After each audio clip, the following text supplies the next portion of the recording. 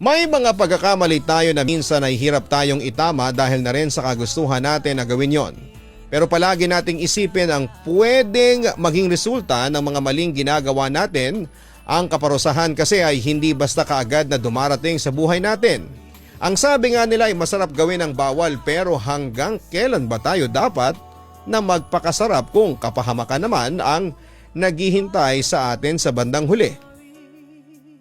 Dear Papa Dudut, hi po sa inyo at sa mga active followers ng inyong YouTube channel.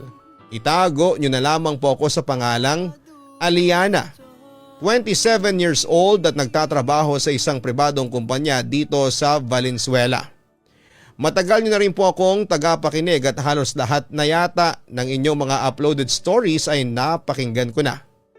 Matagal ko na rin pong gustong sumulat sa inyo pero pinalakas ko lamang muna ang loob ko. Alam ko kasi na mababash talaga ako sa kwentong ito. Pero kahit na ano pa man ang komento na mabasa ko mula sa ating mga ka-online, ay handa na akong tanggapin ang lahat ng yon basta makapag-share lamang ako ng aking kwento. Third year college nang una kong maranasan na mag-boyfriend, Papa Dudut. Andrew ang pangalan ng boyfriend ko noon at nagkakilala kami sa isang charity program. Mabait siya, gwapo at maginoo. Saglit niya lang din akong niligawan dahil hindi na ako nagpakipot pa sa kanya. Kapag kasi gusto mo ang isang tao ay wala na akong nakikitang dahilan pa para patagalin ang getting to know each other stage ninyong dalawa. Kaya naman ang maging kami na nga ay doon pa lang namin mas nakilala ang isa't isa. Habang tumatagal ang relasyon namin ay parang mas lumalabas din ang totoong ugali niya. Hindi pala siya gaanong kabait at kapasensyoso. Malate lang ako ng kaunti sa usapan namin ay mabilis nang umiinit ang ulo niya. May mga oras din noon na nasasaktan niya ako kasi may pagkasiloso siya. Noong una ay pilit kong iniintindi ang ugali niya. Kaya nga lang sobra rin palang nakakasakal ang labis na pagmamahal. Dahil halos pagbawalan niya na akong makipagkita sa mga dati ko ng kaibigan. Kaya bago sumapit ang 7th month sa rin namin ay tuluyan na akong nakipaghiwalay sa kanya. Nagkaroon pa ako ng ibang boyfriend noon pero hindi na ganoon kaseryoso, Papa Dudut. Parang nakikipagrelasyon na lamang ako kapag trip ko lang o bored ako sa life ko. Hanggang sa nagsawa na lang din ako sa pagpapalit-palit ng boyfriend. Ang sabi ko pa nga noon ay hindi ako magbo-boyfriend hanggat hindi ko nararamdaman na seryoso na ako at siya na ang para sa akin. Kaya naman puro trabaho at gala with friends na lang muna ang finokus ko noon. Palagi kaming naka-out of town o kaya ay gumigimik sa mga resto bar kapag walang pasok sa trabaho kinabukasan. Nagpapakalasing hanggang sa hindi na halos makalakad pa uwi. Guys, labas lang ako saglit ha. Paalam ko sa mga kabarkada ko na masayang nagsasayawan sa gitna ng bar. Oy, bakit ka na uuwi ka agad? Tanong ng isang kabarkada kong Yvette ang pangalan. Hindi, magpapahangin lang ako. Medyo nahihilo na kasi ako sa mga nainom nating alak eh. Sagot ko. Naku Aliana, mukhang humihina na yung bahay alak mo. Kailangan na yata ulit nating palakasin. Natatawang wika naman ni Laika. Kaya nga pero magyuyose lang ako sa labas saglit. Babalik din kaagad ako. Muling paalam ko sa kanila. Kahit medyo hilo na ako noon ay nagagawa ko pa rin maglakad sa gitna ng maraming tao hanggang sa makalabas na ako ng bar. Pumunta ako sa may smoking area at kinuha mula sa bulsa ko ang sigarilyo at lighter ko. Teka, nasaan na yung lighter ko? Bulong ko ng sigarilyo ko lang ang malabas ko mula sa bulsa ko. Naiwan ko pa yata sa loob. Inis na bulong ko pa. Miss, kailangan mo ng lighter? Tanong ng isang lalaking lumapit sa akin. Matangkad siya, maputi at nakasuot ng fitted na polo shirt kaya kita ko ang magandang hubog ng kanyang katawan. Eto ang sabi pa niya nang iabot sa akin ng lighter. Kinuha ko naman ang lighter at saglit na sinindihan ang sigarilyo ko bago binalik yon sa kanya. Thank you. Pasalamat ko nang makahit-hit buga sa sigarilyong hawak ko. "You're welcome," sagot niya.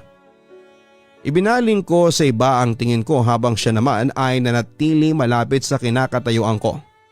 Saglit na katahimikan ang namagitan sa aming dalawa, tanging ingay sa loob ng bar ang maririnig.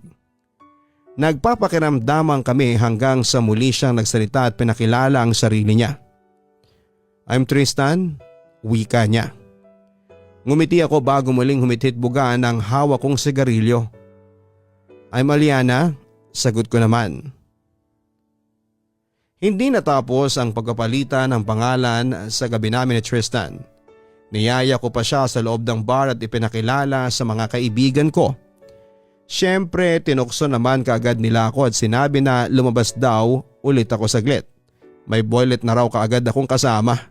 Game na game naman noon si Tristan na makipagkwentuhan at inuman sa amin ng mga kaibigan ko. Hanggang sa mag-uwian na kami at inihatid ako ni Tristan hanggang sa bahay ko. Nagkapalitan na rin kami ng cellphone number pero hindi kami madalas na magkatawagan. Paminsan-minsan lang siyang tumawag pero madalas na magte-text. Kaya ang naisip ko noon ay baka hindi naman siya ganon kaseryoso sa pakikipagkilala niya sa akin noon. Grabe yung overtime natin kanina. Sinagad talaga ni na Sir Arthur. Wika ko nang makalabas kami ni Yvette mula sa opisina. "Sinabi mo pa." Hindi pa naman deadline ng mga report natin pero grabe siya kung makapagtrabaho. Napapailing na sagot naman ni Yvette.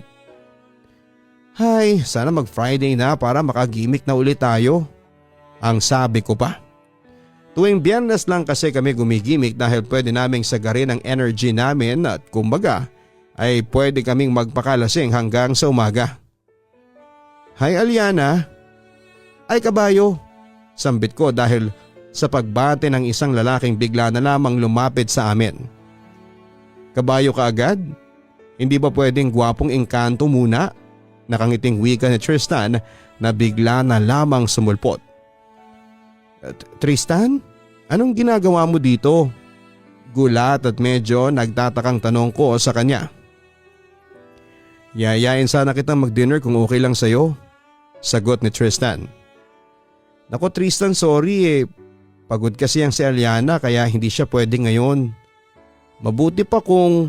Aray! Bakit mo naman ako sinisiko, Beshi?" Pabulong at inis na tanong ni Yvette sa akin na hindi ko naman pinansin. "Ayos lang sa akin kung mag-dinner tayo. Wala naman ako ibang lakad ngayon," sagot ko kay Tristan. Pangalawang beses pa lamang yon ang pagkikita naming dalawa pero gusto ko talaga na mas makilala pa siya. Kaya naman pumayag ako sa dinner na inaalok niya. "Mabuti naman, tara, nandun ang sasakyan ko," anyaya niya sa akin. "Beshi, akala ko ba uuwi tayo ng maaga ngayon?" bulong ni Yvette. "Mauna ka nang umuwi, ingat ka, bye." Dire-diretsyong paalam ko naman kay Yvette bago siya iniwanan sa kinakatayuan niya. Sumakay na kami ni Tristan ng kotse niya at pumunta sa malapit at sosyal na restaurant. Madalas ko na yung nakikita sa internet at hindi ko nai-imagine na makakapasok ako doon. Dahil hindi ako pamilyar sa menu ay hinayaan ko si Tristan na umorder ng mga pagkain namin. "Aliana, sorry kung hindi ako masyadong nakatawag sa iyo. Medyo naging busy kasi ako sa trabaho ko," ang sabi pa ni Tristan nang dumating na ang mga pagkain na inorder niya para sa aming dalawa. "Okay lang yun. Lahat naman tayo busy sa kanya-kanya nating trabaho," sagot ko sa kanya. "Ang totoo ay gusto talaga kitang araw-araw at oras-oras na makausap. Hindi lang ako makahanap ng tiyempo kasi patayan ang oras namin sa trabaho. Kaya paminsan-minsan na lang talaga ako makapag-text at makatawag sa iyo," ang sabi pa niya. "Hindi mo naman kailangan magpaliwanag, Tristan. Naiintindihan ko kasi kahit naman ako naging busy rin talaga." Sagot ko ulit bago sumubo ng isda na hindi ko alam kung anong luto ang ginawa. Masarap naman ang lasa noon pero walang kakaiba. "Aliana, I like you," seryosong sabi ni Tristan na dahilan para bigla na lamang akong maubo. Muntik pang lumabas sa butas ng ilong ko ang kaluluno ko lamang na ulam. Pero mabuti na lamang at kagad ko yung nainuman ng tubig. Sorry, nabigla ba kita sa mga sinabi ko? Ang tanong ni Tristan nang maabutan niya ako ng tissue. Medyo pilit ang ngiti na sagot ko. Sino ba naman ang hindi mabibigla sa sinabi niyang yon? Pangalawang beses pa lamang naming nagkikita pero gusto na niya kaagad ako. May gano'n naman talaga sigurong tao. Yung mabilis magkagusto base sa itsura ng isang tao kahit kakikilala pa lamang niya dito. Sabagay, sabi ng parents ko ako ang pinaka maganda sa aming magkakapatid. Malaki raw kasi ang pagkakahawig ko kay Kristen Hermosa. Mula sa mata, ilong at kinis ng balat at hindi nalalayo ang itsura ko sa kanya. Kaya siguro marami rin talaga ang nagagandahan sa akin. Sorry ulit. Ayaw ko lang kasi napaligoy-ligoy talaga. Huwag kang mag-alala. Mula ngayon ay mag-e-effort ako sa panliligaw na gagawin ko sa iyo. Nakangiting sabi niya. Manliligaw ka sa akin? Gulat na tanong ko. Lalo namang napangiti si Tristan bago muling nagsalita, Papa Dudut. Oo, Aliana. Wala ka namang boyfriend, hindi ba? Kaya gagawin kong lahat para maramdaman mo na deserving ako para sa iyo. Siguro, Papa Dudut, ay nagulat lamang ako sa paraan ng pagkakasabi ni Tristan na liligawan niya ako. Nasanay kasi ako na nagpapaalam muna sa akin ng isang lalaki kung okay lang ba. Naligawan niya ako. Pero si Tristan, diretso niyang sinabi na manliligaw siya kahit may pag-asa o wala man daw siya sa akin. Basta gusto niya lang na may paramdam na seryoso raw siya sa akin. Hindi niya ako madalas na pinupuntahan sa bahay o trabaho. 2 o 3 beses lang sa isang linggo kung magkita kaming dalawa. Ganon din kapag nagtitext siya sa akin. Pero dahil hindi naman ako clingy na babae ay wala namang problema sa akin kung wala palagi sa akin ang oras ni Tristan. Isa pa ay nasa stage na kasi ako noon na gusto ko nang magseryoso kaya naman gusto ko sana na mas magkakilala muna kaming dalawa. So ano nang level ninyong dalawa, girl? Nakangiting tanong ni Yvette. Magkasama kaming 3 noon ni Laika sa pantry at kasalukuyang naka-lunch break. Ganun pa rin, friends pa rin kami hanggang ngayon. Sagot ko bago kumagat ng sandwich na hawak ko. Nag-diet kasi ako noon kaya yun lang ang pagkain para sa lunch ko. Hindi nga. Baka ang ibig mong sabihin friends with benefits. Humahagikik na sabi pa ni Laika. Sira walang ganoon. Magkaibigan pa lang talaga kami ni Tristan. Pero sige, aaminin ko na gusto ko na rin talaga siya. Pag-amin ko sa kanila. Ayun naman pala bakit hindi mo nasagutin? Tanong pa ni Laika. Siyempre gusto ko muna na magkakilala kami ng mabuti. Sinabi ko naman sa inyo na ayoko nang basta na lang pumasok sa relasyon ngayon. Sagot ko. Alam mo Beshi, tama ka dyan. Yun talagang matagal ko nang gustong sabihin sa'yo. Na wag mong madaliin lahat ng bagay sa inyong dalawa ni Tristan. Gusto ko na rin na mas makilala mo muna siya. Sa totoo lang kasi parang may nararamdaman akong hindi masyadong maganda sa kanya. Makahulugang wika naman ni Yvette. Anong ibig mong sabihin? Nagtatakang tanong ko. Sa kanilang dalawa ni Laika, si Yvette talaga ang hindi masyadong kinikilig sa tuwing nagkikwento ako ng mga bagay na tungkol kay Tristan. Oo nga Yvette, cute naman si Tristan na mukha pang mabait. Ang sabi naman ni Laika. Ewan ko ba? Sa lahat ng lalaking namandi dito sa kaibigan natin yung vibes ni Tristan ang hindi ko masyadong nagustuhan. Para kasing may tinatago siya na kung ano hindi ba nakwento mo na rin na Aliana na parang sobrang bihira lang kung mag-text o tumawag yung si Tristan? Pag-uusisa pa ni Yvette. Oo, pero nag-explain naman siya na busy lang talaga siya sa trabaho niya. Sagot ko naman. Tuwing kailan lang ba siya nagpaparamdam sa'yo? Si Laika ang nagtanong. Every Friday, Saturday and Sunday. Kasi yun ang madalas na schedule na medyo libre siya. Hindi naman weird yung ganong schedule, hindi ba? Kasi kahit naman tayo busy kapag weekdays, pagtatanggol ko pa kay Tristan.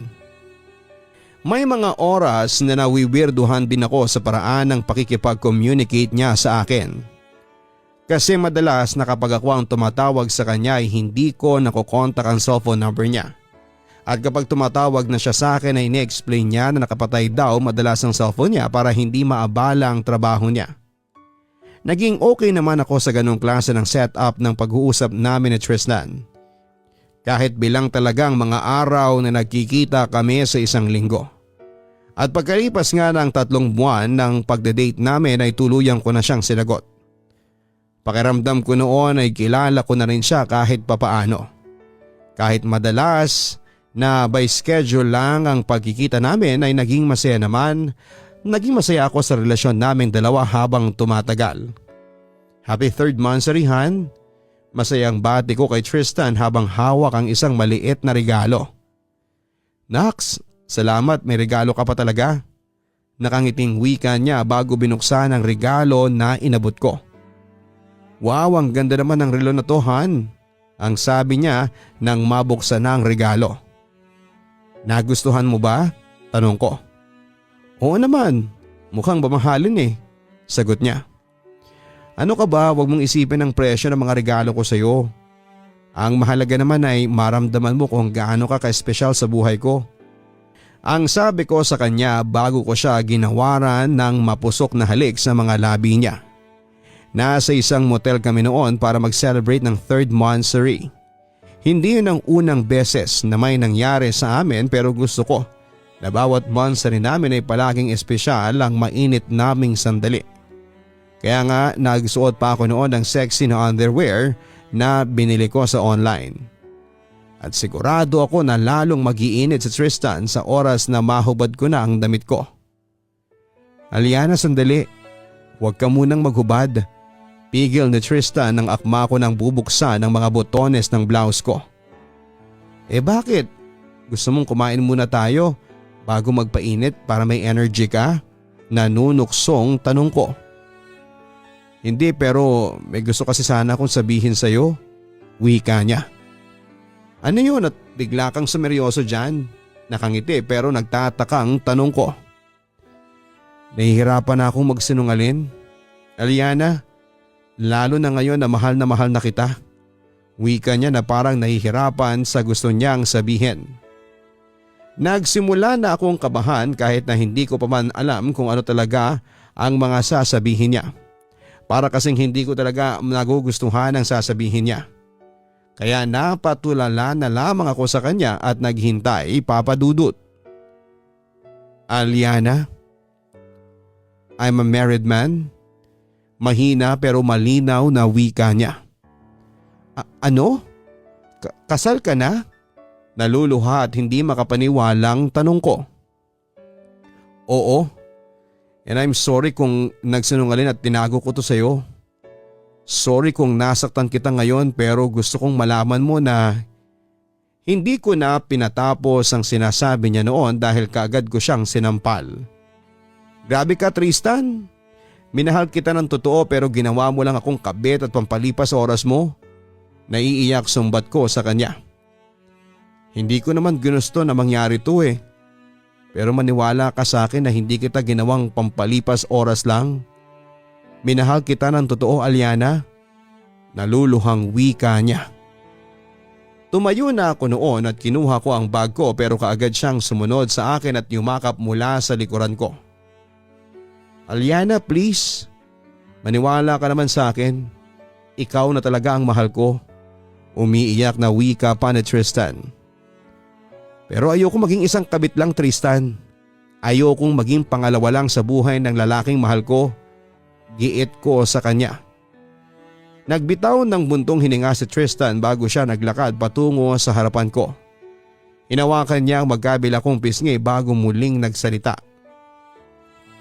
Iiwanan ko ang asawa ko para sa iyo. Ikaw na talaga ang mahal ko, Aliana. At hindi ko na kayang mawala ka pa sa buhay ko. Sagot niya sa akin. Never kong na-imagine ang sarili ko na magiging isa akong kabit, Papa Dudut.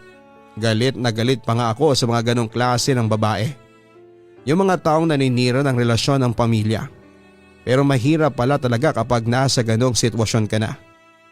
Hindi tukso ang mahirap kalabanin kung hindi ang puso na nagmamahal ng maling tao at sa maling panahon.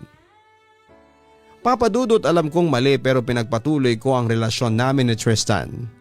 Nang gabi ng 3rd monthsary namin sa loob ng motel na yon ay pinagtapat na niya sa akin ang lahat. 4 na taon na raw siyang kasal sa asawa niyang si Mia. Pero hindi naman daw niya talaga ito mahal at pinakasalan lamang niya dahil nabuntis niya ito. Matagal na niya raw itong kabarkada. Nag-inuman sila noon at doon nga ay may nangyari sa kanilang dalawa na kaagad na nagbunga.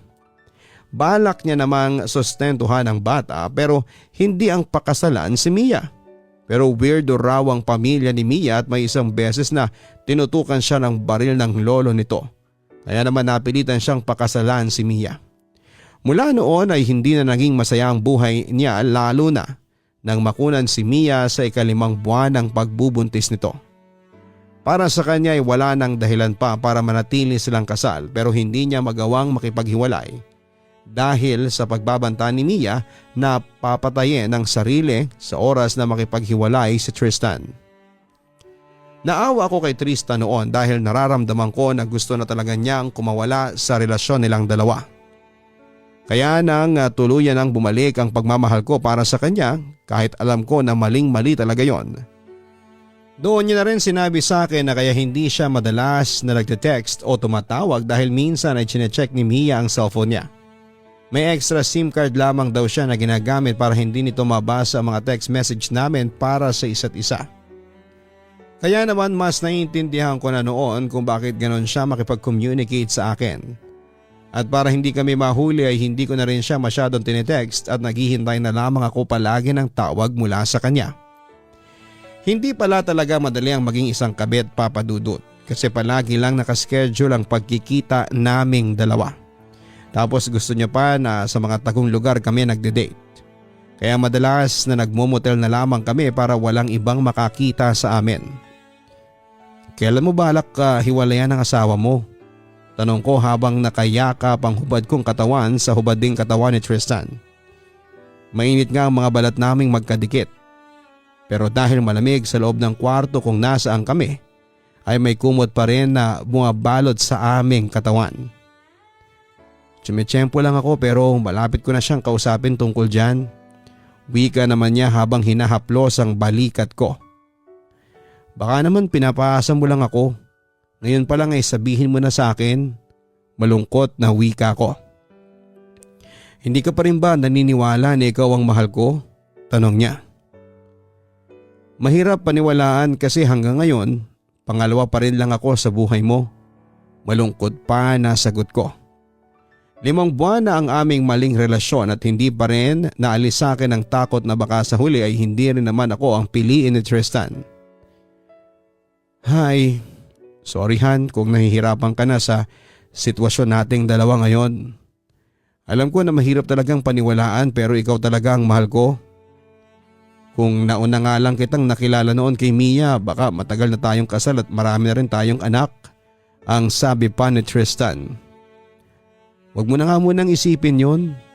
Nagdadrama lang naman ako kasi nga ilang araw din tayong hindi nagkasama. Sagot ko sa kanya. Basta panghawakan mo tong pangako ko sa iyo. Ikaw at ikaw lang ang pipiliin ko sa huli, Aliana. Pangako pa ni Tristan sa akin. Kahit gaano kahirap ang naging sitwasyon namin noon ay hindi kagad ako bumitaw, Papa Dudut. Kahit paano naman kasi ay nararamdaman ko ang effort na ginagawa ni Tristan para maiparamdam sa akin ang pagmamahal niya. At sapat na yon para hindi ko siya bitawan. Pinanghawakan ko rin noon ang pangako niya na pakikipaghiwalay kay Mia. Umasa ako na balang araw ay kaming dalawa din ang ikakasal sa harap ng altar. Ano girls, gimik tayo ngayon? Tanong ni Laika nang makalabas kami ng opisina kasama si Yvette. Naku, hindi ako pwede, kaagad na pagtatanggi ko. Bakit? Kasi may lakad na naman kayo ng jowa mo, no? Tanong ni Yvette. Alam mo naman na minsan lang kami magkita kaya pagbigyan nyo na akong umabsent sa gimikan ngayon, sagot ko. Hay nako, puro mot-mot lang naman ang pinupuntahan ninyo sa tuwing magkasama kayo. Natatawang sabi pa ni Laika. Oy, huwag kang maingay, nakakahiya sa mga dumadaan. Saway ko naman sa kanya. Miss Aliana, pwede ba tayong mag-usap? Sabay-sabay kaming napalingon na tatlo sa biglang tumawag sa pangalan ko. Isang babaeng nakasuot ng maluwag na t-shirt, pantalon at tsinelas ang nakita namin. Medyo magulo din ang kanyang kulot na buhok at mapimples ang kanyang maitim na mukha. Sino po sila? Tanong ko sa hindi pamilyar na babae. Ako si Mia. Siguro naman ay kilala mo kahit na papaano ang pangalan ko. Kalmadong sagot niya. Napalunok ako ng laway at kinabahan pero hindi ko yon pinahalata sa kanya o sa mga kasama ko. Sorry pero hindi ko kayo kilala. Paiwas na sagot ko bago tumalikod sa kanya pero kaagad niyang hinawakan ang braso ko. Mahigpit ang pagkakahawak niya doon kaya agad kong binawi ang braso ko. Layuan mo na ang asawa ko. Nakikiusap ako sa iyo. Kalmado pa rin ang boses niya. Miss, baka nagkakamali lang kayo ng nilalapitan. Hindi po kabit ang kaibigan namin. Ang singit naman ni Yvette na halatang naiinis na. Bigla namang lumuhod si Mia kasunod ang pagluha ng mga mata niya. Nang dahil doon ay bigla kaming napaatras ng mga kaibigan ko. Parang awa mo na. Layuan mo na ang asawa ko. Hindi ko kayang mawala siya sa buhay ko. Pagmamakaawa pa ni Mia. Sorry pero hindi ko talaga kayo kilala. Pasensya na po. Muling pagtanggi ko at nang aalis na sana kami ay bigla naman siyang yumakap sa isang binti ko. Miss Aliana, nagmamakaawa na ako sa iyo. Ikaw na lang ang makipaghiwalay sa kanya. Ayoko mawala siya sa buhay ko, hindi ko kakayanin. Hindi ko kakayanin kapag nakipaghiwalay siya sa akin. Muling pag-iyak pa ni Mia. Nagsimula na kaming pagtinginan ng mga tao sa paligid lalo na nang mas lumakas ang umiiyak na boses ni Mia. Pilit ko siyang tinutulak pero mahigpit ang pagkakayakap niya sa binti ko. Hanggang sa humingi na nga ng tulong si Laika sa isang traffic enforcer na kaagad na lumapit sa amin. Nagawa nitong ihiwalay si Mia sa akin pero patuloy ito sa pag-iyak at pagmamakaawa. Mabuti na lang at wala siyang binabanggit na pangalan kaya hindi naniniwala sa kanya ang dalawang kaibigan ko sa mga sinasabi niya. At habang hawak na siya ng traffic enforcer ay mabilis na kaming naglakad palayo ni Laika at Yvette sa kanya. Na mag-usisa sa akin ang mga kaibigan ko tungkol kay Mia ay tinanggi ko na kilala ko siya sa pangalan at alam ko ang sinasabi niya. Sinabi ko sa kanila na siguro ay isa lamang siyang baliw na lumapit sa amin. Kaagad naman silang naniwala sa akin dahil alam nila na hindi ako yung tipo ng babae na papatol sa lalaking may asawa. Pasensya ka na talaga, Hana. Hindi ko alam na nakuha niya ang information mo sa cellphone ko. Ang sabi sa akin ni Tristan nang magkasama na kami sa isang motel. Ano ba talagang nangyari? Pag-uusisa ko. Nakipaghiwalay na kasi ako sa kanya kahapon at sinabi ko na may iba na akong mahal. Binanggit niyang pangalan mo at sinabi niya na matagal na raw niyang alam ang tungkol sa ating dalawa. Ang kwento pa ni Tristan. Kaya pala pinuntahan niya ako sa labas ng opisina kanina. Ano nang plano mong gawin ngayon? Tanong ko pa sa kanya. Itutuloy ko ng pakikipaghiwalay ko sa kanya. Wala hindi ko na kayang makisama pa sa kanya. Sagot pa ni Tristan. Pero sigurado ka na ba talaga?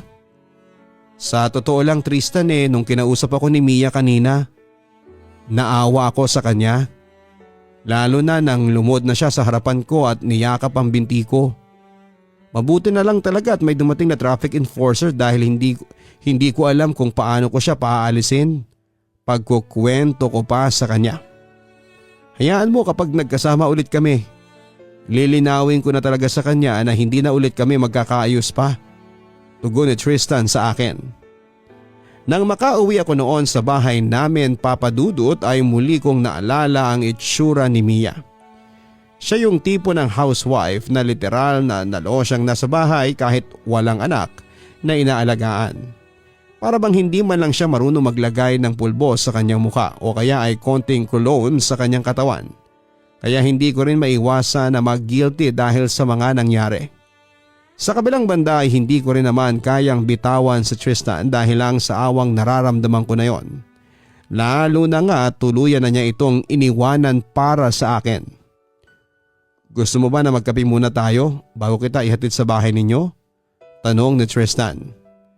Kakalabas lang namin ng motel noon at dahil wala siyang dalang kotse ay naglakad na kami papunta sa may sakayan ng taxi. Hindi na. Umuwi na lang tayo.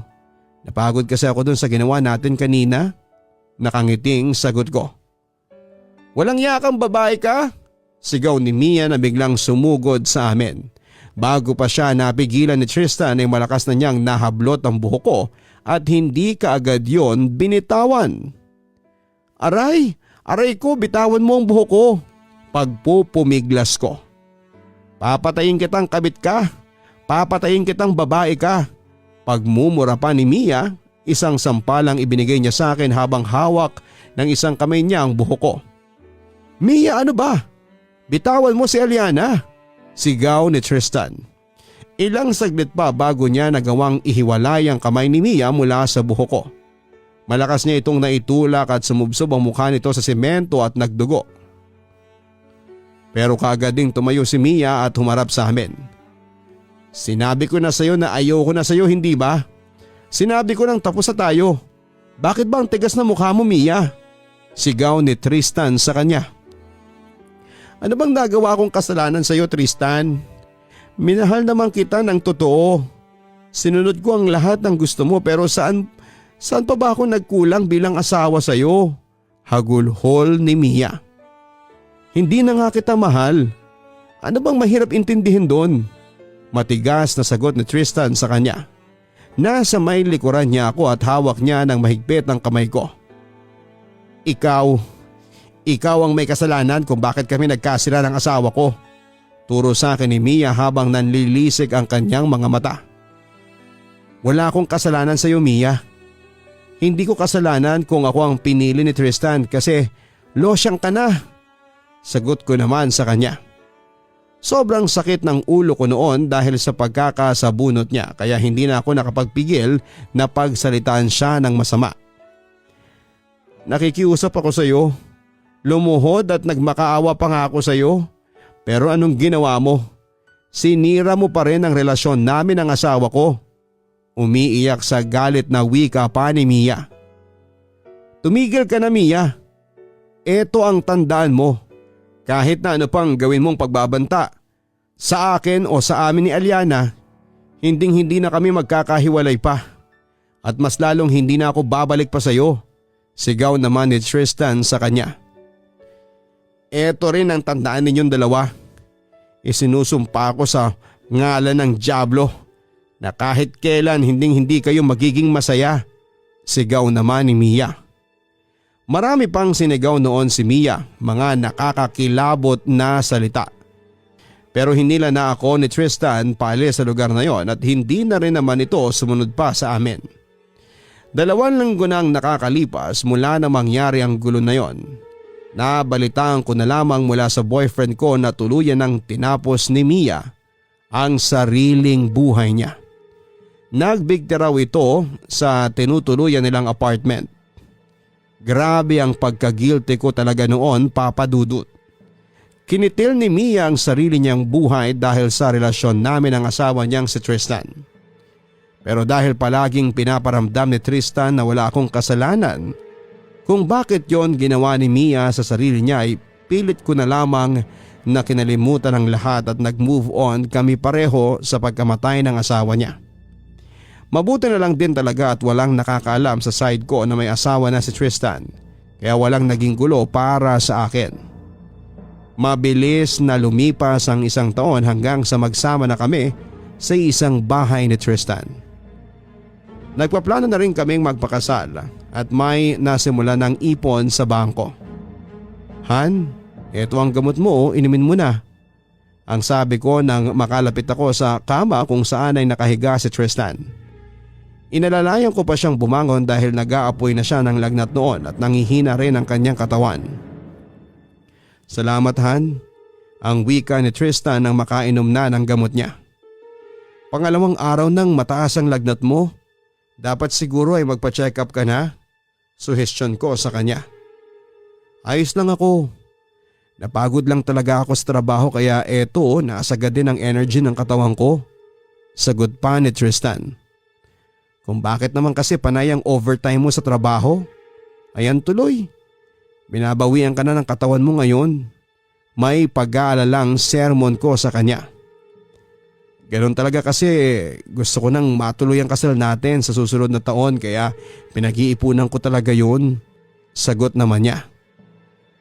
Sabi ko naman na okay lang kahit na hindi magarbong kasalan ng maganap. Basta makasal lang tayo sa simbahan. Ayos na sa akin yun. Nakangiting sabi ko naman sa kanya. Gusto ko pa rin na gawing pinakamasayang araw yun para sa iyo ang kasal natin. Kaya lahat ay gagawin kong espesyalhan. Ay, ang sakit naman ng mga paa ko. Kahapon naman ay hindi ganito ang pakiramdam ko. Reklamo pa ni Tristan. Baka naman kailangan lang na i-massage. Tanggalin ko na nga muna itong mga kumot para mamasahe ko ng binti at paa mo. Wika ko bago ko tinanggal ang kumot na bumabalot sa binti niya. Pero hindi ko inaasahan ang mga makikita ko noon. Diyos ko Tristan, ano nangyari sa mga binti mo? Bulalas ko. Halos mapalayo ako sa kama noon nang makita kong may mga butlig na nana sa magkabilang binti ni Tristan. Ang ilan sa mga ito ay pumutok na at bumulwak ang madilaw na likidong dumikit na sa kutsyon ng kama. May ilang butas din sa binti niya ang malalim na ang sugat na parabang may bulating lalabas mula doon. Magkahalong berde at dugo na ang lumalabas sa bawat pumuputok na nana sa binti ni Tristan. Hindi ko alam. Wala naman akong kahit na anong sugat mula kahapon. Nahihintakutan namang sagot ni Tristan. Pandidiri at awa na ang naramdaman ko noon sa partner ko Papa Dudut. At nang araw din na yon ay nag-decide na kaming pumunta sa ospital para ipa-check up na siya. Nang magpa-check up na kami sa doktor ay isang rare na sakit sa balat daw ang dumapo kay Tristan Papa Dudut. At dahil mataas pa ang lagnat niya noon ay nag-decide na kaming ipa-confine siya. Kailangan daw na mas masuri siya ng doktor para malaman na mga ito ang totoong sakit niya. Kaya lang habang naghihintay kami ng resulta para sa test na ginawa kay Tristan ay nagsimula ng mas maging grabe ang nangyayari sa kanyang mga binti. Ang mga namamaga niyang sugat ay buwabanan sa kanyang mga paa at tumaas na rin sa kanyang mga hita. Nagmistulang nabubulok na karne ang itsura ng kanyang buong binti. Kumalat na ang mga butas at butlig doon hanggang sa namagana ang kanyang mga hita at nagkulay ubi na ang mga yon. Pangalawang araw pa lamang niya sa ospital nang malaman namin na pati ang kanyang maselang bahagi ay naapektuhan na rin ng nana at butlig na yon.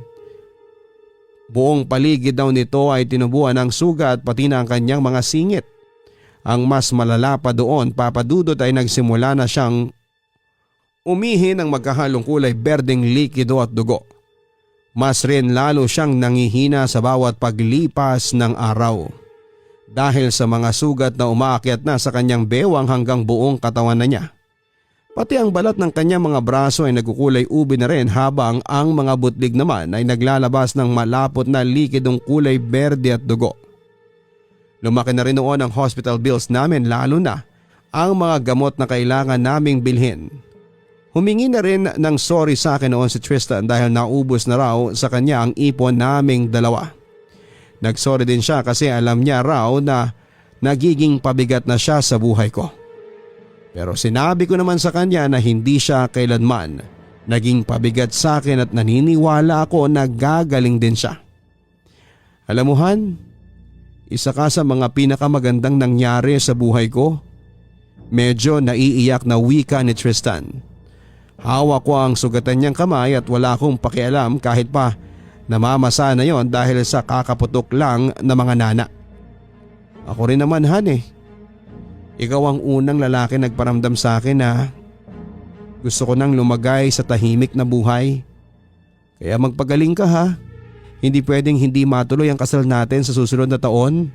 Nakangiting sagot ko sa kanya habang pigil ang mga luha ko. Ayoko kasing maging mahina rin sa harapan niya. Gusto ko na ako ang kukuhanan niya ng lakas para lumaban. Oo, magpapagaling ako para sa iyo at sa kasal natin. Pero Han, kung sakali man na hindi ko na talaga kaya, huwag kang masyadong malungkot. Kahit gaano kahirap tanggapin na wala na ako sa tabi mo, palagi mo pa rin namang kasama ang pagmamahal ko. Naluluha pang wika ni Tristan. Medyo hirap na rin siyang magsalita noon dahil may mga singaw na sa kanyang mga labi. Ano ba yung sinasabi mo? Siyempre gagaling ka. Alam ko na gagaling ka at tutuparin pa natin ang mga pangarap nating dalawa. Basta Han, walang bibitaw sa atin ha. Naniniwala ako na gagaling ka sa mga susunod na araw at muli nating matutuloy ang mga plano nating dalawa. Pagpapalakas ko pa ng loob niya. Hindi ma-explain ng mga doktor kung ano ba ang sakit na dumapo kay Tristan. Humina rin daw ang kanyang immune system at nahihirapan na siyang huminga. Kaya kinailangan na niyang palagyan ng oxygen. Pero kahit gaano kahirap ang sitwasyon namin noon, pinaramdam ko sa kanyang pagmamahal at pananalig ko na gagaling siya kung ano man ang sakit na meron siya. Kaya lang papadudot nang makarating na sa kanyang mukha ang mga butlig at nana ay mas lalo siyang nanghina. Hirap ng kumilos, kumain o kahit pa ang magsalita. Masakit din ang lahat ng parte ng kanyang katawan hanggang sa isang araw ay umuwi ako sa apartment namin para kumuha ng gamit ko. Bigla na lang tumawag ang ate ni Tristan na kasalukuyang nasa ospital. At isang napakasama at mabigat na balita ang ibinigay niya sa akin noon. Nalaman ko noon na tuluyan na akong iniwan ni Tristan at ang sabi ng ate niya ay bigla raw itong inatake sa puso. Habang natutulog at hindi na nagawa pang iligtas ng mga doktor ang buhay niya. Sobrang sakit noon para sa akin, Papa Dudut. Kahit mahigit isang taon pa lamang ang relasyon namin ay para bang napakadami na naming pinagdaanan na dalawa. Sobrang dami na naming pagsubok na sabay na nalampasan at halos magsisimula pa lamang kaming tuparin ang mga pangarap namin. Tapos ay bigla na lang niya akong iniwanan. Kasama na siya sa mga plano ko sa buhay at hindi ko alam noon kung paano magsisimula ulit sa umpisa. Kaya naman para hindi ako mahirapan mag-move on, nang mailibing si Tristan ay nag-decide akong bumalik at muling tumira sa bahay namin kasama ang pamilya ko. Nang dahil sa kanila ay nakaramdam ako na hindi ako nag-iisa sa kabila ng matinding kalungkutan na nararamdaman ko. Ate, ano yang nasa liig mo? Pansin ng nakababata kong kapatid na si Melanie. Ha? Nasaan? Tanong ko nang mapaharap ako sa salamin. Ayan o, malapit sa may collarbone mo, ang pula-pula, ang turo pa ni Melanie. Nang suriin kong mabuti ay nakita ko nga ang mapula sa bahagi ng leg ko. Baka gawa lang to ng hipon na ulam natin kagabi. Ang wika ko naman ay hindi masyadong pinansin pa ang rashes na yon. Sa paglipas ng mga araw ay nagsimulang kumalat ang rashes pababa sa may dibdib ko. Mapula talaga yon at parang may nabubuong dugo sa loob. Nang magpa-check up naman ako ay skin allergy lamang daw yon, sabi ng derma. Pero hindi umepekto sa akin ang gamot na nireseta niya. At nang may isang beses na nakalmot ko ang rashes na yon ay bigla na lamang dumugo na kaagad kong ginamot. Ilagyan ko ng betadine at band-aid para lamang matuyo yon. Tuwing pumapasok ako sa trabaho ay palagi na lamang akong naka-long sleeve o pantalon. Kahit mas sanay ako na nakadress talaga. Nagkaroon na rin kasi ako ng mga rashes sa may binti ko at ang masama pa sa rashes na yon ay nagsimula ng magkaroon ng nana. At nagnanaknak lalo na kapag nakakamot ko ng hindi sinasadya. Pati nga ulo ko ay nagkaroon na rin at may bahagi noon na nagpopoknat na. Walang gamot na nirereseta ang doktor ang gumagana sa akin. Naiiyak na tuloy ako sa tuwing makikita ko ang sarili ko sa salamin na parang bigla na lamang tumanda dahil sa pagiging dry ng balat ko at paglalim ng mga wrinkles. Bakit hindi mo subukan na magpatingin sa albularyo? Tanong naman ang lola ko na kasama ko noon sa bahay. Magkasabay kaming kumakain sa hapagkainan ng hapunan noon. Lola, magaling na doktor ang kailangan ni ate, hindi albularyo lang. Ang kapatid ko ang nagsalita. Wala namang mawawala kung matitignan siya ng albularyo. Nakailang pa-check up na rin siya pero wala namang nangyayaring mabuti sa balat niya. Mas lumalala pa nga habang tumatagal, ang sabi pa ni lola. Hindi na ako umimik noon dahil hindi ko rin alam ang dapat kong sabihin. Tama kasi si lola na nakailang paggamot na ako sa mga doktor pero parang mas lumalala lamang ang rashes ko. At dahil mapaniwalain si lola sa mga ganong bagay, ilang beses pa niya akong kinumbinse na magpatingin na sa albularyo. Hanggang sa mapapayag niya ako. Isang albularyo na malayo mula sa amin ang pinuntahan namin. Si lola ang nagrekomenda na puntahan namin siya. Maliit na bahay ang narating namin na may kung ano-anong tuyong dahon na nakasabit sa paligid. Saglit niya akong pinausukan, dinasalan hanggang sa magpatak siya ng mantika sa isang palayok. Wala akong nakita na kahit na anong imahe sa palayok na yon pero kinalabutan ako sa mga sinabi ng albularyo. Nabarang kaning. Hindi ito mga simpleng sugat lamang. May isang tao na matindi ang galit sa iyo ang nagpabarang sa iyo. Galit na galit siya dahil inagaw mo raw ang taong pinakamamahal ng kanyang anak. Hindi lang ikaw ang pinabarang niya. May isang taong malapit sa iyo ang nauna na niyang pinabarang. Wika ng albularyo. Malalim ang kanyang boses at sobrang seryoso. Matutulungan niyo po ba ako na matigil ang pambabarang niya sa akin? Medyo naiiyak na ang tanong ko sa albularyo. Hindi talaga ako naniniwala sa mga ganong bagay pero para kasing tumutugma ang sinasabi ng albularyo sa nangyari sa amin ni Tristan. Kung hindi ako nagkakamali, pambabarang din talaga ang kinamatay niya at hindi simpleng sakit sa balat at atake sa puso. Gagawin ko ang makakaya ko pero hindi ako nangangako dahil ramdam ko na malakas ang kanyang kapangyarihan. Sagot pa ng albularyo. Muli siyang nag-orasyon, sumisigaw at hinahampas ang kanyang sarili ng dahon na hawak niya. Paulit-ulit yung ginawa hanggang sa tila napapagod na siyang huminto. Neng, pasensya ka na ha. Masyadong malakas ang itim na kapangyarihan na nang barang sayo. Hindi ko siya mapahinto sa ginagawa niya. Ang wika pa ng albularyo.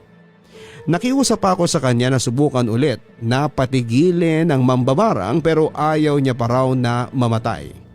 Ang ending tuloy ay kalahati lang ang bayad na siningil niya sa amin. Muli kaming lumapit sa isang albularyo pero ganun din ang nangyari. Hindi nila mapahinto ang nambabarang sa akin kasi masyado raw itong malakas. Pumunta rin kami sa iba't ibang doktor at kagaya ng mga dati naming napuntahan ay wala ring nagawa ang mga ito. Lumipas ang mga linggo at buwan. Nag-decide muna ako na huminto sa pagtatrabaho. May mga oras kasi noon na nahihirapan na akong huminga lalo na kapag naka-aircon sa trabaho. Umakyat na sa mukha ko ang mga nagnanak na kong sugat. Para yung galis na palaging sariwa. Nagnanaknak sa nana at nagdurugo sa balat ko. Palagi ring may nakasunod na mga langaw sa akin at dinadapuan ang mga nagnanaknak kong sugat. Kung ano-anong air freshener ang ginagamit ko para lang mawala sila. Kahit sa kwarto ko man lang. Sobrang pangit ko na talaga at ang layo na ng itsura ko sa dati.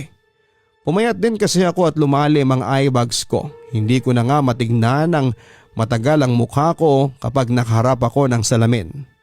Palagi na lamang ako naiiyak sa awa na nararamdaman ko para sa sarili ko.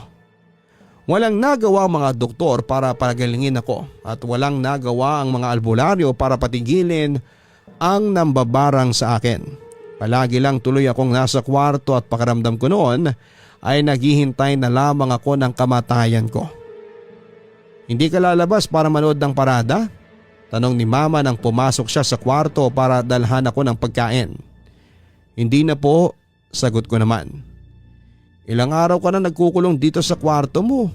Baka mas lalong makasama sa'yo kung palagi ka na lang na nagmumukmok. Ang sabi pa ni mama. Ayoko pong makita ako at pagchismisan sa labas. Lalo na ng mga bisita natin. Kaya okay lang po na dito na lang muna ako sa kwarto, mama. Sagot ko ulit. Araw kasi ng fiesta noon at maraming bisita sa bahay, pero ayun ako nagmumukmok sa kwarto ng mag-isa. Lumabas na rin noon si mama nang hindi niya ako makumbinse na umalis sa kwarto. Rinig ko ang ingay at saya ng mga bisita namin sa may sala ng bahay. Karamihan sa kanila ay mga kamag-anak pa naming mula sa ibang lugar. Masaya silang kumakain at nagkwekwentuhan habang ako ay pigil ang mga luha na mag-isa sa kwarto. May dumating pang albularyo noon sa kwarto ko. Kakilala raw ng isa kong tita ang nagdala doon. Sinubukan niya rin akong gamutin pero wala akong naramdaman na pagbabago. At sa kalagitnaan ng paggagamot ng albularyo na yon ay kumatok sa pinto ng kwarto ko at pumasok ang isang babae. Ang pinsang kong si Raisa na mula rin sa isang probinsya. Close kaming dalawa at nakita ko ang awa sa mga mata niya nang malapitan niya ako. Kaya nang yumakap siya sa akin ay hindi ko na napigilan pa ang mga luha ko na bumagsak. Habang yakap ako ni Raisa ay nagsimula siyang bumulong ng isang panalangin. Mahaba ang panalangin na binitawan niya at hindi ko alam kung bakit unti-unti ay gumaan ang pakiramdam ko noon. Bumalik din sa isipan ko ang mga pagkakamaling nagawa ko. Mula sa mga kaibigan ko, pamilya hanggang sa patina sa asawa ng namatay kong partner. Lalo akong napaluha ng napakarami at napakalaki na pala ng mga naging kasalanan ko. Habang nagdarasal si Raisa ay nagsimula na rin akong manalangin. Humingi ako ng kapatawaran sa puong may kapal sa lahat ng mga naging pagkakasala ko. Lalo na sa pagiging kabit ko sa isang relasyon. Halos mapahagulhol ako noon habang patuloy ang pagdarasal ni Raisa. Hanggang sa bigla na lamang ako makaramdam ng kakaiba sa katawan ko. May kung anong lumabas na likido sa mga sariwang sugat ko at para akong nasusuka. Ilang saglit lang ay bigla na lamang na may lumabas sa bibig ko na parang tennis ball na gawa sa buhok na hindi ko alam kung paano nagkasya sa bibig ko. Kung ano-ano ang mga isinuka ko. Tubig, malagkit na kanin, mga buhok at kasunod noon ang muling paggaan ng pakiramdam ko. Iyon ang kauna-unahang pagkakataon na nakaramdam ako ng ganong kagaan mula nang magkaroon ako ng sakit sa balat. Biglang nagpalakpakan ang mga taong pumasok sa loob ng kwarto ko noon at ako naman ay muling naiyak nang yumakap kay Raisa. Bago ilang ulit na nagpasalamat. Isang Christian prayer lamang ang dinasal niya. Pero yun na pala ang tatapos sa lahat ng paghihirap na pinagdaraanan ko noon. Dahil unti-unti na naghihilom ang mga sugat at pagkatapos ng araw na yon ay tuluyan na akong gumaling. Sinubukan kong hanapin ang pamilya ni Mia para makahingi ng tawad sa kanila pero nalaman ko ng araw din na dinasalan ako ni Raisa ay bigla na lamang daw inatake sa puso ang nanay niya at kaagad na namatay. Nakakalungkot dahil hindi ko man lang nagawang humingi ng kapatawaran sa kanila. Ganon pa man ay pinagdarasal ko na kung nasaan man siya ngayon at si Mia sana ay mapatawad pa rin nila ako sa naging pagkakasala ko sa kanila. Salamat po Papa Dudut sa pagbibigay po ng daan na ma-share ko ang aking kwento at sana po ay mas dumami pa ang inyong mga subscribers at tagapakinig. Lubos na gumagalang, Aliana. Ang mga kwento ng pag-ibig, kwento ng buhay at kwento ng pag-asa dito sa Barangay Love Stories. Love Stories.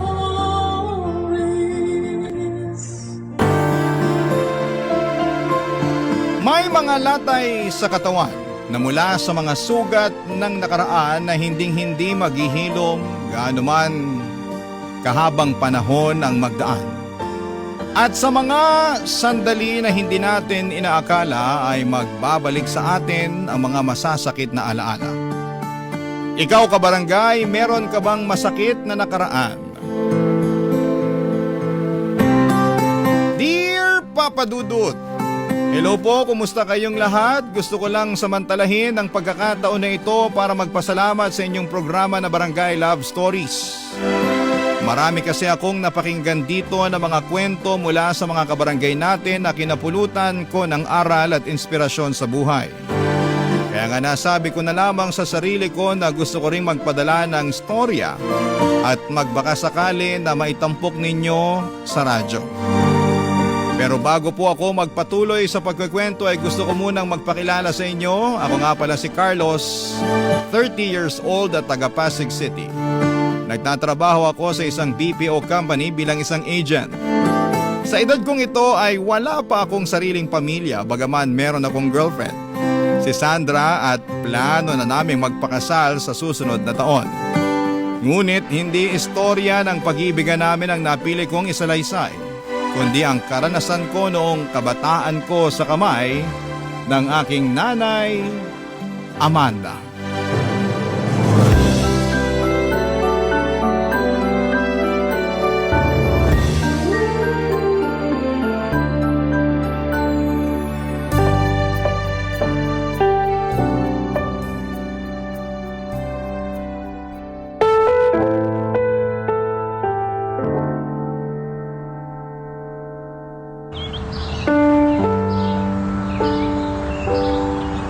Aray ko, Nay! Aray ko, dahan-dahan lang po! Baka matanggal na yung tenga ko sa lakas ng pagkakailan nyo eh! Kung pwede nga lang tanggalin ko yung tenga mo, bakit hindi, di ba? Wala ka talagang kadaladalang bata ka? Pinahihiya mo akong nanay mo eh! Ay, sorry po, Nay! Bitiwan nyo na po ako, parang awa nyo na! Ay! Ayan ang dapat sa'yo! Ayan pa! Kapaw! Aray! Aray! Aray ko! Tama na po! Tama na po, Nay! Masakit na po eh! Masakit? Kulang pa nga yan matapos mo akong ipahiya doon sa barangay gunggong ka! Mantakin mo! Pumatino ka ba namang tao eh? Bakit ka magnanakaw ng kaning lamig doon sa karinderya ni Aling Odeng, ha? Sige nga! Hindi ko po matiis yung mga kapatid ko na kanina pa nag-iiyakan dahil sa gutom. At sumasagot ka pa talagang lintik ka! Bakit totoo naman po ah? Bakit kayo nananampal? Kung binibilan nyo na lang po sana kami ng pagkain, hindi kami magugutom. Hindi sana ako magnanakaw. Sige, sumagot ka pa. Ano, ha? Umanda ka sa aking bata ka. Makikita mo, hinahanap mo. Diyan ka lang, ha? Hahanapin ko lang yung... Teka, nasa na ba yun? Dapat nandito lang yun, eh. Dito ko lang yung sinabit, eh. Nay, ano po yung hinahanap nyo? Nay! Ano pa ba? Di yung... Eto! Nakita ko na yung hinahanap ko. Ano po gagawin nyo sa sinturon, Nay? Nay, wag po! Nay! Anong wag, ha? Dapat sa'yo, tinuturuan ng leksyon para matuto! Tama na po, Nay. Para awa nyo na po. Masakit na po. Wala akong awa sa katulad mong matigas ang ulo, ha? Dapat sa'yo, nilalatayan ng sinturon sa katawan para magtanda, ha? Ayun pa! Ayun pa! Ayun Tama pa! na po. Tama na. Masakit na po. Tama na. Ano? Ha?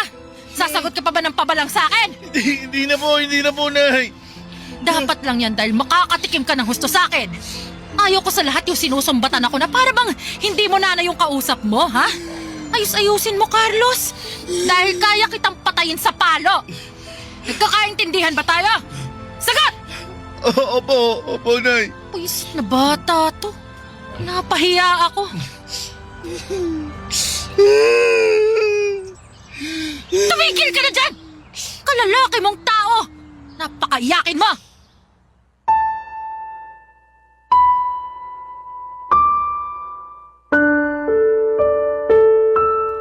Papadudot, habang nagkakaedad ako at ang aking mga kapatid ay maraming pinagkait ang nanay namin sa amin. Una na nga doon ang kaligtasan sa loob ng pamamahay namin. Mabigat kasi ang kamay ni nanay at madalas ay nakakatikim kami ng palo sa kanya.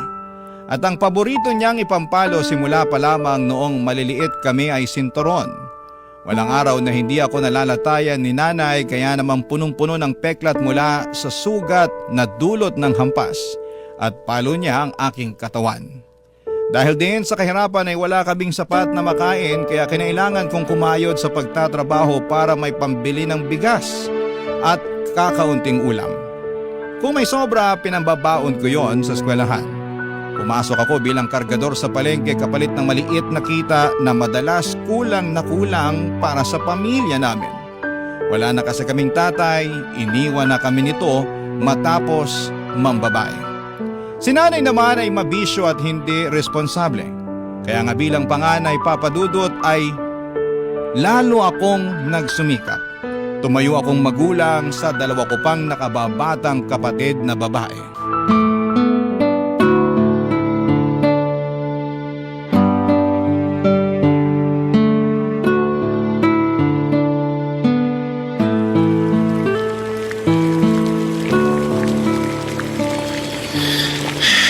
Ako, siguradong matutuwa nito yung mga kapatid ko.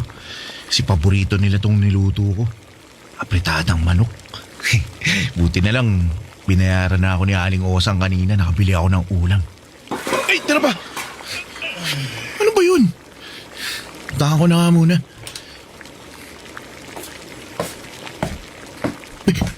Nay!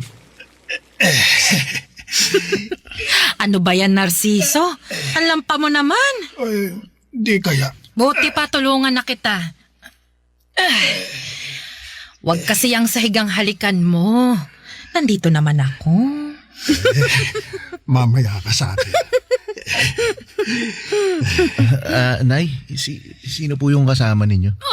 Ay, andiyan ka pala, Carlos. Buti pa tulungan mo tong Chong Narciso mo. Dali. Huwag yung pinanonood mo lang kami dito. Ay, Narciso si Carlos, panganay ko. Carlos, ano ba? Tutulala ka na lang ba dyan o tutulungan mo ako rito? Opo. Sige po. Halika, iupo natin siya sa bangko. Opo, Nay. Nagugutom ako. Nakakaamoy ako ng mabango.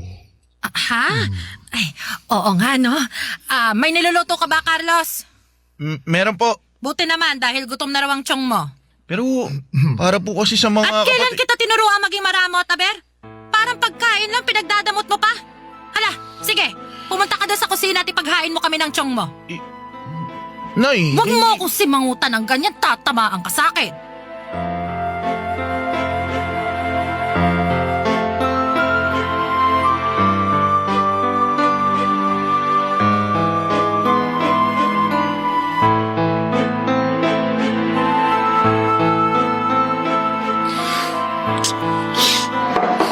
Ubus na. Ubus na yung ulam na niluto ko para sa mga kapatid ko. Oo eh. Sensya na. Napasarap kain ko. Di naman nasabi ng nanay mo na masarap palang magluto yung anak niya. Oo, kapag may lulutuin. Katulad ngayon. Hindi nyo man lang po ba tinirhan yung mga kapatid ko? Pati yung tinabi ko para sa kanila, kinain nyo rin eh. Aba, parang pagkain lang nanunumbat ka na. Tsaka wala pa naman dito yung mga kapatid mo Di na nila malalaman na nagluto ka. Buti pa, ibili mo na lang sila ng delata. Di naman maaarte yung mga yon. Tsaka, huwag ka nga magsasalita ng ganyan sa Chong Narciso mo. Ha? Matuto ka igalang siya dahil simula sa araw na ito, dito na siya titira sa atin. Oo, Carlos. Tama tong nanay mo. Bahay ko na rin to. Bakit po? Kasi boyfriend ko na siya. Siya na ang magiging bagong tatay ninyo. Ano po? Tama-tama. Malapit pa naman ako sa mga bata. Wala kasi akong anak, kaya naman ako na ang magiging tatay ninyo, ha? At ayoko sa lahat, yung palasagot at saka yung matigas ang ulo. Tandaan mo!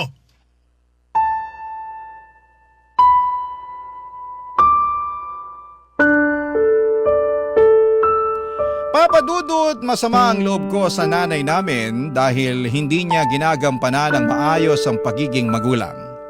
Na-question ko tuloy ang Diyos kung bakit sa dinami-rami ng pwedeng maging ama at ina ay sila pa ni tatay ang kinamulatan namin. Tapos hindi pa talaga nakontento si nanay dahil mas ginawa niyang impyerno ang buhay namin noong pinatuloy niya sa pamamahay namin si Chong Narciso. Hindi yun ang unang beses na nag-uwi ng lalaki sa bahay si nanay at pinakilala sa amin bilang bago naming tatay. Siguro ay panglima na si Chong Narciso dahil panandalian lamang ang mga nauna niyang karelasyon. Pero ito ang nagtagal at masasabi kong nagtiis sa ugali ng nanay namin na may pagkataklesa.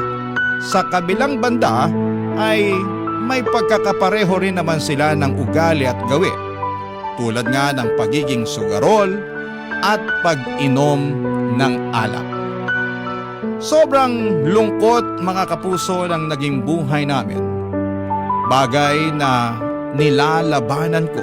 Barangay Love Stories. Barangay Love Stories. Papa Dudut, mataas ang pangarap ko sa buhay.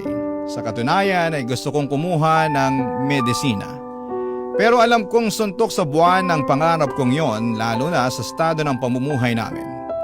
Kaya naman nakontento na lamang ako na marunong akong bumasa, sumulat, bumilang at nakakaintindi ng kaunting Ingles para hindi ko na hangarin pang makatungtong ng kolehiyo. Tuluyan ko nang pinagtuunan ng pansin ang pagtatrabaho para kumita ng pera. Nangarap ako na makapag-ipon para makabukod na, Papa Dudut. Gustong gusto ko na kasing umalis sa bahay namin dahil pakiramdam ko pag nanatili pa ako ng matagal doon ay masisiraan ako ng ulo. Mapagtiis akong tao. Pero hindi ko na alam kung kakayanin ko pa bang makisama sa nanay at tatay-tatayan ko. Lalo na at mukhang hindi uso sa kanila ang pagbabagong buhay. Kaya naman nagsikap ako at nagdoble kayod sa pagtatrabaho upang makapag-ipon ng pangrenta ko sa apartment. At nagawa ko naman makalipas ang ilang buwan na pagtitiis at pagtitipid, Papa Dudut.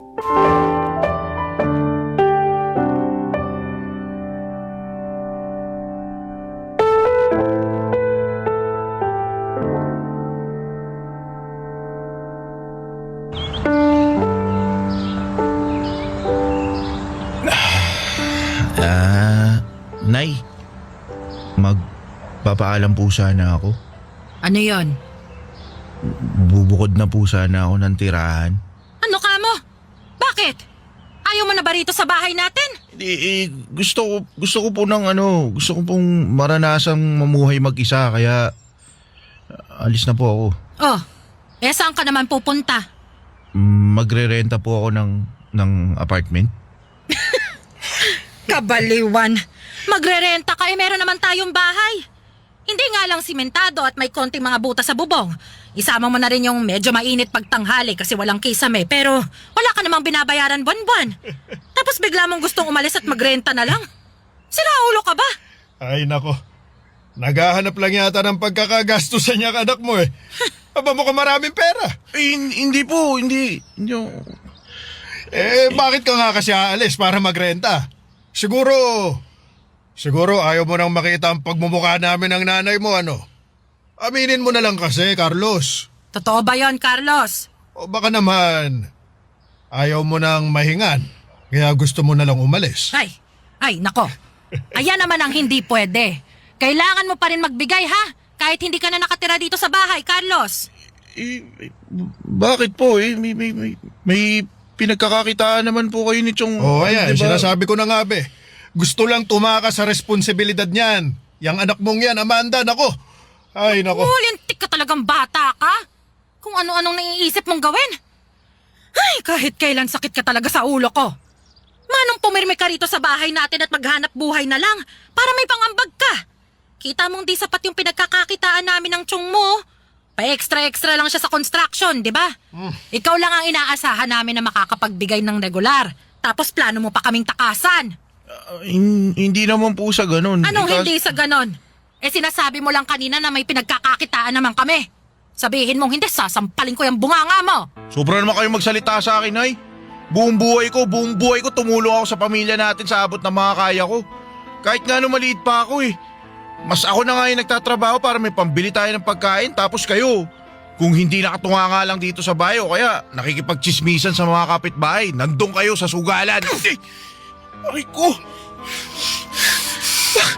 Bakit niyo po ako sinampal?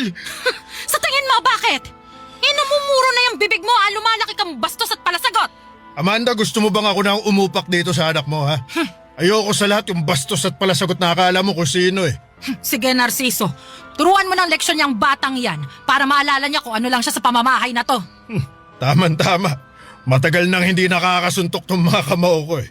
Lagot ka sa akin ngayong ungas ka. Masyado kang madaldal, Carlos, ha? Nakakarindi ka na. Ha? Chong, teka, wag po. Ano? Nay, saklolo, wag po!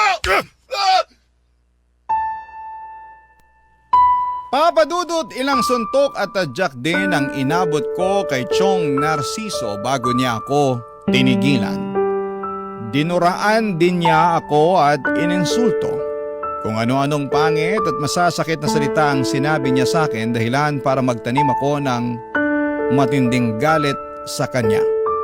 Kasabay ng mga sariwang pasako sa katawan ng pagkirot ng mga nagdaang latay mula sa sinturong ginamit ni nanay sa panghampas sa akin noong araw. Kaya nga kahit na malaki na ako noon ay malaki rin ang takot ko sa sinturon. Pag nakikita ko kasi ang bagay na yon ay naaalala ko ang masakit at masamang nakaraan ko simula pagkabata. Bukod doon ay malaki din ang takot ko kay nanay, kaya 5 buwan ding naantala ang plano kong bumukod. Ngunit natuloy din ang pag-alis ko sa bahay namin at kahit na nakakatakot mamuhay ng mag-isa, kinaya ko at nagsikap ako na magpatuloy sa araw-araw. Doon ako nakapasok sa BPO sa tulong ng kaibigan ko at masasabi ko na kahit papaano ay umasenso ang buhay ko. Nagpapadala pa rin ako ng pera kina nanay para meron silang panggastos. Pero hindi ko sinabi sa kanila ang kinakaroonan ko dahil ayoko na matunton pa nila ako. Kaya lang makalipas ang 6 na buwan ay may inamin sa akin ang kapatid ko na ikinagulat ko ng husto. Papa Dudut.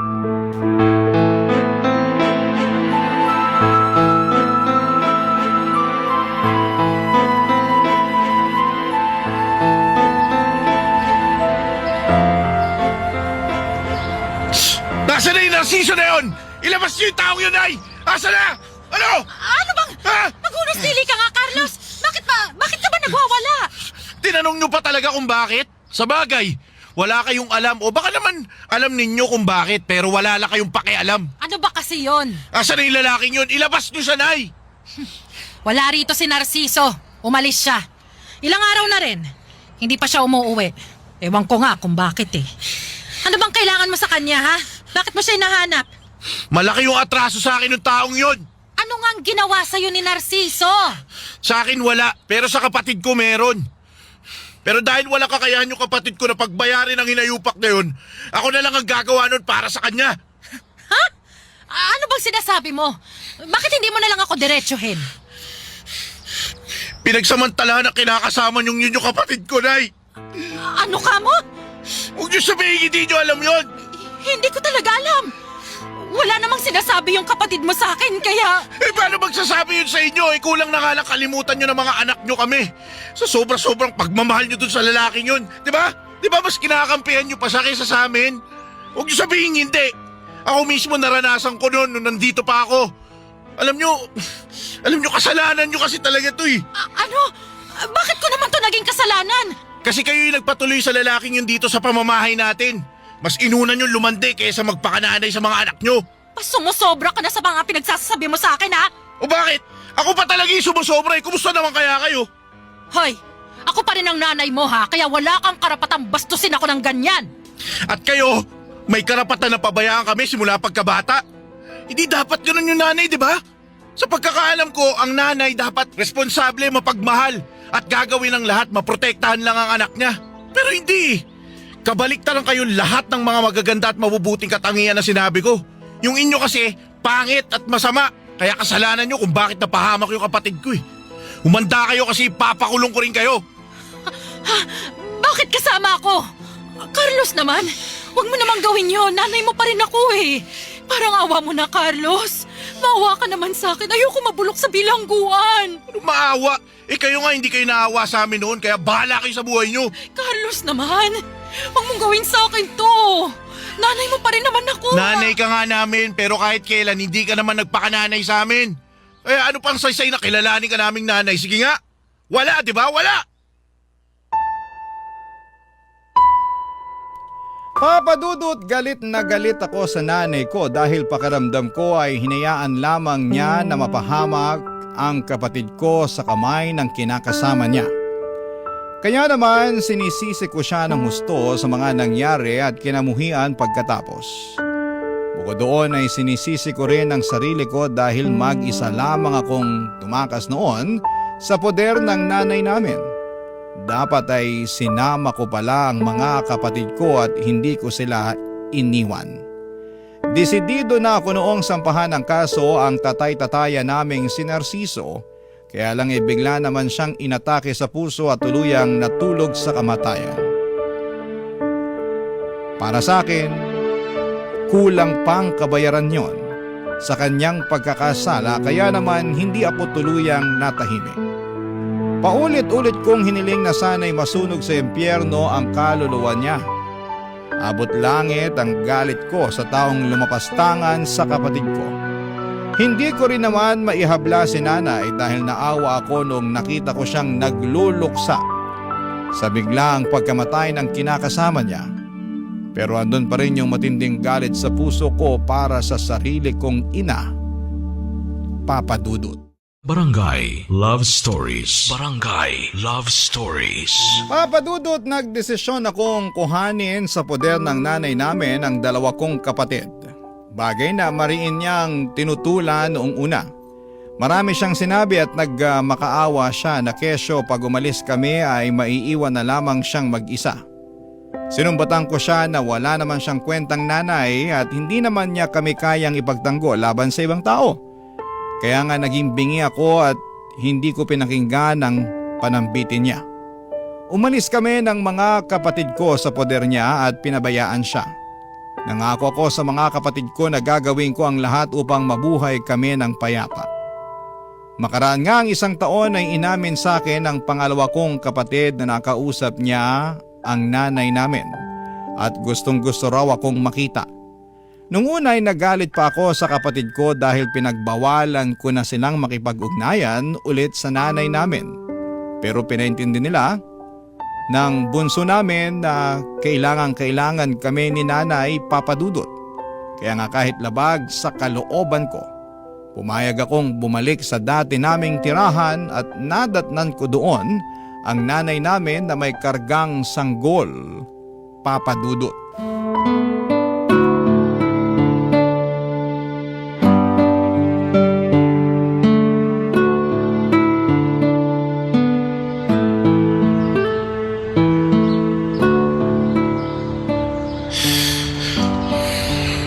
Nay, Carlos? Carlos, anak! Buti naman umuwi ka! Ang tagal ko nang hinintay ang pagbabalik mo, nak! Buti naman! Buti naman! hindi po ako umuwi. Sa totoo lang, labag sa loob ko na bumalik pa dito sa bahay natin eh. Wala naman po kasing magandang alaala sa lugar na to, kundi yung pagmamalupit at pang-iinsulto nyo sa akin. Masaya na po kami ng mga kapatid ko na mabuhay ng malayo sa inyo. Alam ko, at tama naman talagang ginawa ninyo. Yung iwan ako kasi hindi ako naging mabuting ina sa inyo. Yung totoo, simula nung umalis kayo ng mga kapatid mo napagtanto ko mga pagkukulang ko. At walang araw at gabi na hindi ako umiiyak at nagsisisi sa mga kasalanan ko sa inyo, anak. Lagi kong dasal sa may kapal na sana isang araw umuwi kayo rito sa bahay natin. Dahil hindi ko naman alam kung saan ko kayo pupuntahan. Hindi ko naman alam kung saan kayo hahanapin dahil tuluyan na kayong lumayo sa akin. Pero hindi pa rin ako nawalan ng pag-asa. Umasa ako na magkikita pa rin tayo, na makikita ko pa rin kayo. Kaya nga, araw-araw kong inaabangan ng mga kapatid mo sa eskwelahan nila Gusto ko kasi sana kayong makausap, anak. Gusto ko kayong makita. Para saan pa? Di ba, pinabayaan nyo na kami?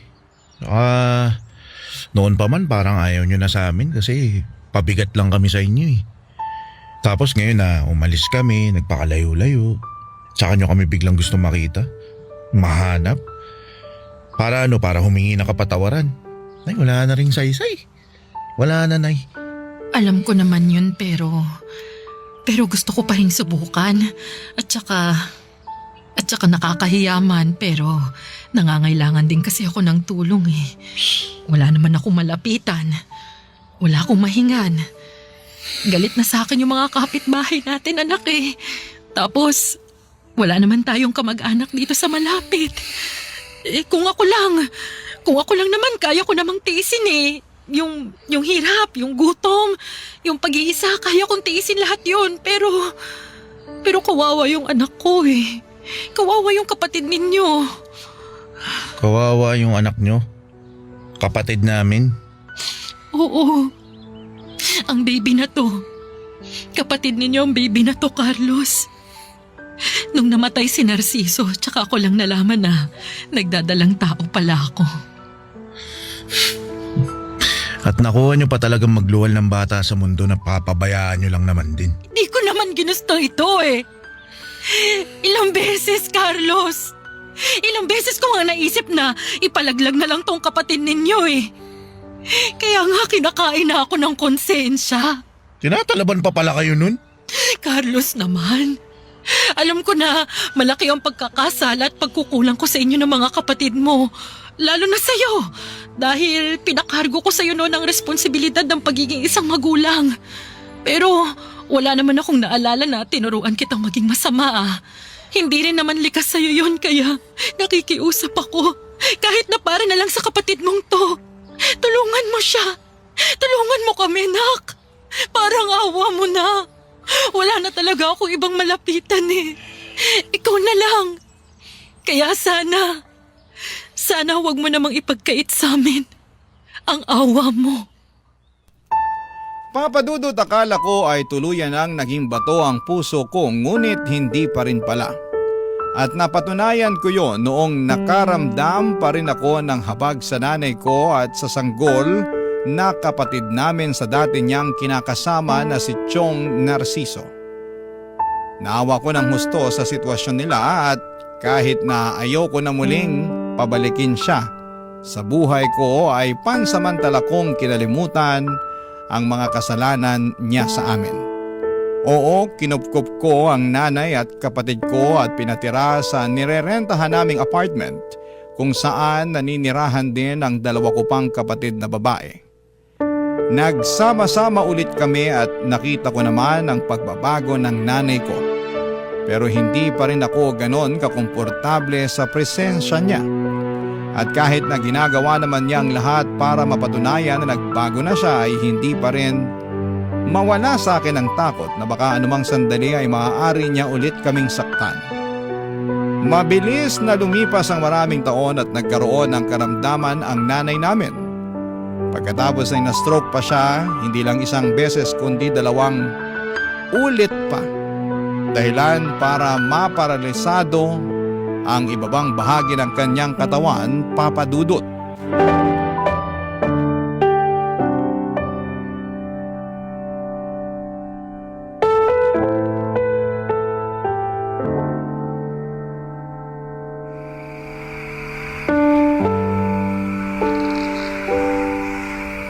May masakit po ba sa inyo, Nay? Meron. Pero hindi katawan ko. Kung tutuusin wala na nga akong maramdaman sa katawan ko. Hindi ko na maigalaw. Hindi ko na mailakad. Baldado na ako, anak. Po kayo mag-alala kasi naghahanap naman ako ng pwedeng mag-therapy sa inyo eh. Yung home base para hindi na kayo mahirapan. May kaibigan ako na na-stroke din yung nanay niya pero katapos naman ng mga gamutan tsaka ng therapy, nakalakad naman ulit. Pero gagastos ka pa eh. Ayoko naman nun.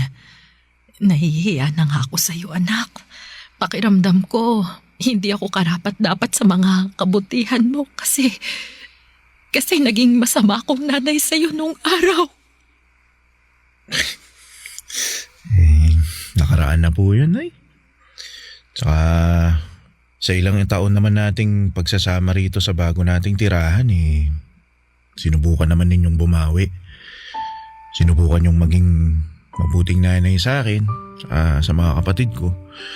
Kahit na nung una, naiilang ako tsaka hindi ako sanay. Pero unti-unti naman nakumbinsin niyo ako na tuluyan ko na nga kayong mapagbagong buhay. Ewan ko ba naman sa akin? Kung bakit huli ko pa napagtanto lahat-lahat yun. Kung kailan Kailan nasaktan na kayo ng husto ng ibang tao at ng mismong mga kamay ko. Sa tuwing nakikita ko yung mga peklat ninyo sa katawan, dulot ng mga latay ng sinturo na hinahampas ko sa inyo nung araw natutulog ang puso ko. Hinayaan ko kayo na mapahamak at abusuhin ng ibang tao dahil naging mahina at makasarili ako. Araw-araw, Carlos. Araw-araw, inihingi ko ng tawad sa Diyos ang mga kasalanan ko sa inyo. At ngayon na may sakit na ako, pakiramdam ko, ito na yun. Ano pong ibig niyong sabihin? Ito na yung kabayaran ko sa mga kasalanan ko sa inyo. Ang tuluyan ng mawala sa mundong ito.